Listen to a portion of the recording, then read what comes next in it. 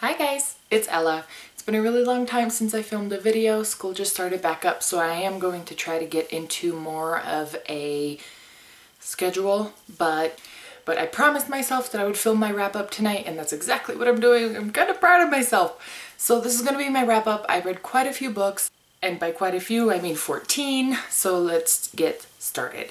The first book that I finished this month was actually Ink Death by Cornelia Funk, and this is the book 3 in the Ink World trilogy.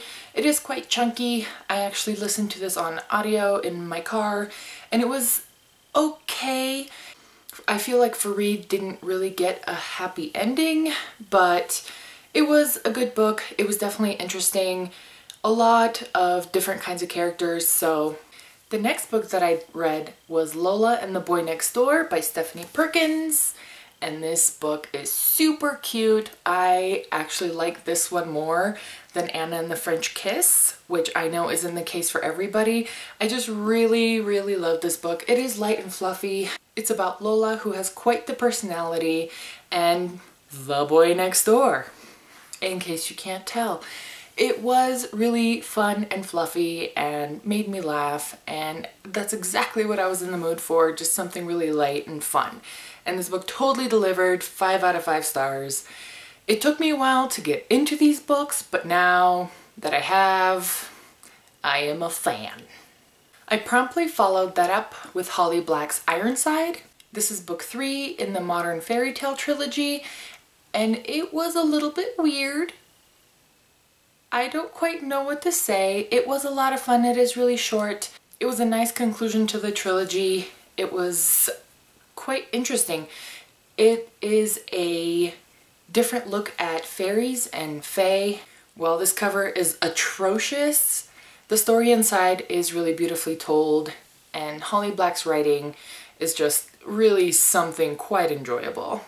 The next book that I finally picked up, I know, is Delirium by Lauren Oliver. This is very reminiscent of Matched by Ali Condi, but I did like it a little bit better. The characters have a little bit more depth to them, and I really did enjoy this. Not enough to pick up the second book immediately, but I will be picking that up eventually. I think I gave this 4 out of 5 stars on Goodreads. It was a good story. And in case you don't know what this is about, even though you should, it's about a society where love is considered a disease, and so there's a cure for it. And it's a story of a girl who falls in love and doesn't want the cure. Next, I picked up The Bone Season by Samantha Shannon, and this book has been compared to Harry Potter, which is the worst thing that anybody could have done. Because this book is good. It has great characters, great world building. It is an original story, but the second anybody said anything about Harry Potter, they did this book the biggest disservice ever. I really like this book. I gave it, I think, 4.5 out of 5 stars. I did have some issues with it just because the timing was a little bit funky. Like, I couldn't tell that time was passing or that bigger amounts of time were passing than actually were. Now, this is about clairvoyance and different kinds of clairvoyance and a dystopian society that basically considers clairvoyance a disease and something to be terminated. Our main character is kind of in an underground clairvoyant gang, and it's basically her story. I am really looking forward to the second one. This is book 1 in a series. I think there's going to be like 6 or 7 books. So, and it is quite large, but definitely an enjoyable story once you get into it. Next, finally, I picked up I Hunt Killers by Barry Lyga. This is crazy. This story is so... It makes me wonder, like, what kind of brain could think up this stuff? I also picked up the second book in the series, which is The Game, which was even better and completely blew my mind. This is about a boy whose father is a serial killer and has taught the main character everything he knows.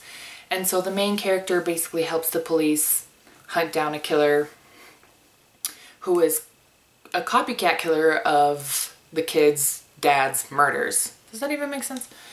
So good. If you're into mysteries and kind of thriller type things, I would definitely recommend this series. The third book in the series is coming out either before the end of the year or in the beginning of next year. And can we please appreciate what's under the dust jacket? Next, I did a buddy read, and I read The Unbecoming of Dyer by Michelle Hodkin, and this book was weird. This is about a girl who is in a building where it collapses and 3 of her friends die, including her boyfriend, and she lives, but she doesn't have any memory of what happened. And so she moves to a different town, goes to a different school, meets a boy, all hell breaks loose. She tries to figure out what happened. This was a little bit annoying just because Mara is such an unpredictable narrator. Not only is she unpredictable, she's also unreliable. Very, very unreliable. Now this book is blurbed by Cassandra Clare here, and that's one of the reasons that made me want to pick it up, and it really is quite a mind blower, so I would definitely recommend this. I think I gave it 4 out of 5 stars. Longest wrap up ever. Then I picked up Never Fade by Alexandra Bracken. This is book 2 in the Darkest Mind trilogy. The last book is coming out, I believe, in October or November.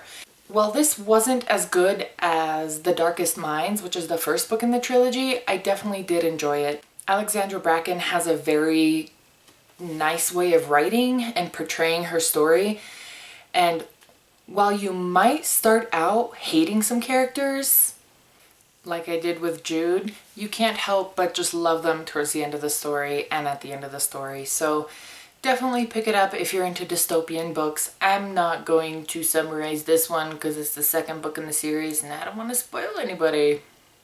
Just saying. Okay, I'm a little ashamed to show you this because I can't believe it took me this long to finally pick it up. But it's Shatter Me by Tahra Mafi. And this was not as good as I expected. I think I gave it 3.5 out of 5 stars. While it wasn't bad by any means, it was a little bit flat and fluffy. I really liked the first part of the book. It was definitely interesting, and just learning about Juliet definitely got me hooked. But then she just turns into this lovesick puppy, and I don't know if I'm down with that. The story is a little bit sick and twisted so far. There was a bit of a cliffhanger towards the end, but I'm definitely looking forward to finishing the series. I do own the second book in the series as well as the bind-up of the novellas. I'm not sure when I'm going to pick it up, but at some point. And in case you don't know what this is and you've been living under a rock, this is about a girl whose touch is lethal, and she finds people that can touch her, and she doesn't kill them or hurt them in any way. People basically want to use her as a weapon. Next, I picked up White Cat by Holly Black. This is book 1 in the Curse Workers trilogy. I do own all 3. This is also blurred by Cassandra Clare. I just realized that. All right. And this is about a guy who is a part of a curse worker family, but he has no power. And it's basically all the drama that kind of revolves around him.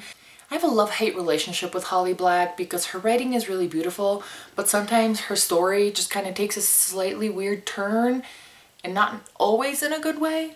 So, but I definitely did like this. Our narrator is a little bit of an a-hole. Just saying. He's a con artist, and so he does a lot of that. But it's definitely a good story, and it's definitely not something that I expected. The next book that I picked up, I absolutely loved, and that's Attachments by Rainbow Rowell. I love this book. It's so awkward and so cute. And while the ending I was not particularly thrilled with, just because it was really like insta-lovey and very convenient, I love the story and I love the way it's told. This is a book about Lincoln, who is hired at a newspaper to be kind of the IT guy, and his job is to monitor emails to make sure people aren't using them for private conversations or inappropriate things or whatever. And he basically falls in love with one of the girls whose email he's reading. Definitely recommend, 5 out of 5 stars. Love, and it is short, so much fun, such a cute book. Rainbow Orwell, oh my god. Okay, 3 more, almost there. The Nightmare Affair by Mindy Arnett. I haven't heard anybody talk about this book. I definitely kind of want to do a review on it just because it's so creative and so unique. This is about a girl who is a nightmare, and one night she goes to feed on a person and he wakes up. If you're into supernatural boarding school stories, I would definitely pick this up. It is a nice fresh look kind of at a lot of the things that have been done before, and it's blurbed by Marissa Meyer. Next, I finally picked up The Arithmetist by Brandon Sanderson. I really like this story, even though this is a middle grade, but our main character is 16, which kind of threw me off, but the writing is definitely middle grade. The arithmetics, I guess, is a little bit confusing even with the drawings. There's drawings to help you understand what's going on, but even then it's a little bit confusing in the text, the way things are described. But with that ending, I need to know what happens next because, oh my goodness, this is only book 1, 5 out of 5 stars. We're moving on. Pick it up. Next, I picked up The Summoning by Kelly Armstrong. Finally, I haven't even hauled this. I haven't filmed a book haul in so long. Anyway, I actually just finished this. This was quite an unusual look at paranormal. It's about a girl who is a necromancer, but she gets diagnosed with schizophrenia and shipped off to a group home. Hold on to your shit, guys, because I don't think I've ever read about a supernatural character who finds out about their powers and is just like, okay. This girl is in complete denial. She thinks she's mentally ill. So interesting. I really want to do a review of this as well as the Bone season, which I mentioned earlier, just because I know a lot of people talk about how good this book is, but nobody ever talks about what it's about. And granted, it is quite old, but we'll have a refresher. Now, I'm not putting together a TBR for this month except for Air Fire by Sarah J. Maas. I actually just got this book in the mail today. I've already started it. And so far, so good. This is book 3 in the Throne of Glass series. I didn't expect this book to be this thick.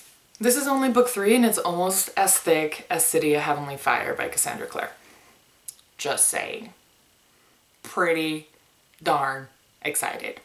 Anyway, let me know what you read in the month of August and what you're planning on reading in September. And if you have any questions, comments, concerns, all that stuff goes down in the doohickey. I hope you have a great night, and I will see you soon. Bye! This is book 1. This is book 1 in the White Cat series? No, that's not it.